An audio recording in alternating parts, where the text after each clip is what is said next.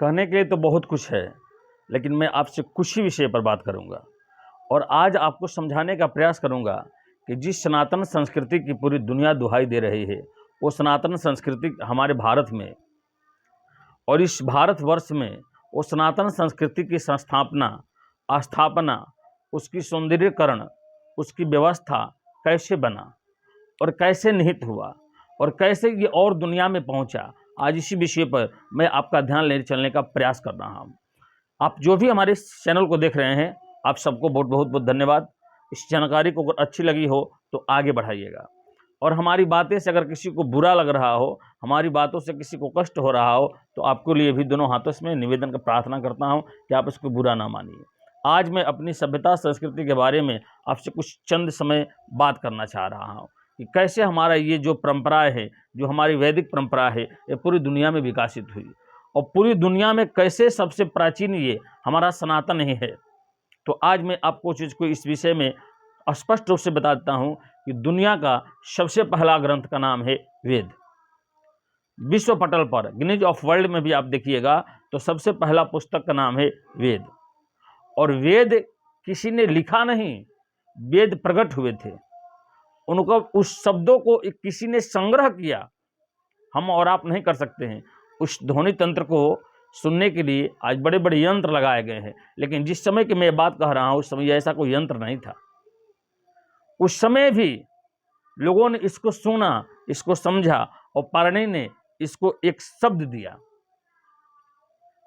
दिया और वहीं से ये सारी सिस्टम, ये सारी व्यवस्था, ये सारी परंपरा चालू होती है। उसी वेद में स्पष्ट रूपों से यजुर्वेद में बताया गया, सहस्त्र शीर्षः पुरुषः सहस्त्राक्षः सहस्त्रपातः। वो भगवान, वो आदि पुरुष ही सब कुछ हैं। वो ऐसे हैं जिनके द्वारा सूर्य, चंद्रमा, पृथ्वी, जल, आकाश, वायु, अंतरिक्ष, वायुमंडल, भूमंडल, सूर्यमंडल का निर्माण हुआ है।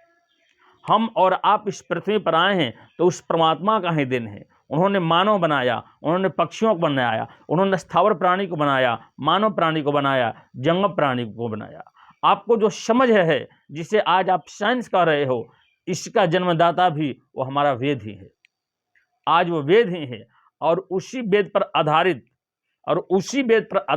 आज ये पूरी दुनिया है। आज अरबों बरस से सूर्य हैं, लेकिन इसका नाम किसने रखा है? किसी धर्म ग्रंथ में बताया कि मैंने सूर्य को बनाया और मैंने सूर्य का नाम रखा? चंद्रमा को किसने बनाया, जिस पर आज आप लोग पहुंच रहे हो, मिसाइलें जा रही हैं, उसका रिसर्च हो रहा है, किसने बनाया? ये जल को किसने बनाया? पृथ्वी को किसने बनाया? अरे भैया उस सब को छोड़ो, इस हवा को किसने बनाया? और हमारी वेदों में इसकी वर्णन है कि सूर्य किसने बनाया, चंद्र किसने बनाया, हवा किसने बनाया, वायु किसने बनाया, आकाश किसने बनाया, पताल किसने बनाया, इस पताल के नीचे कितने लोक हैं, इसके ऊपर कितने लोक हैं, ये सारा का वर्णन हमारे धर्म ग्रंथों में, हमारे वेदों में दिया गया है।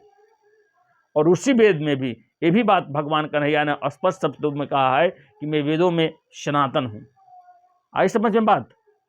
मैं वेदों में कहते हैं मैं धर्मों में सनातन हूँ। सनातन का मतलब होता है जो सबको साथ लेकर चले और जो है अनादिकाल से और वर्तमान में भी है और भविष्य में भी रहेगा, जो कभी समाप्त नहीं होता।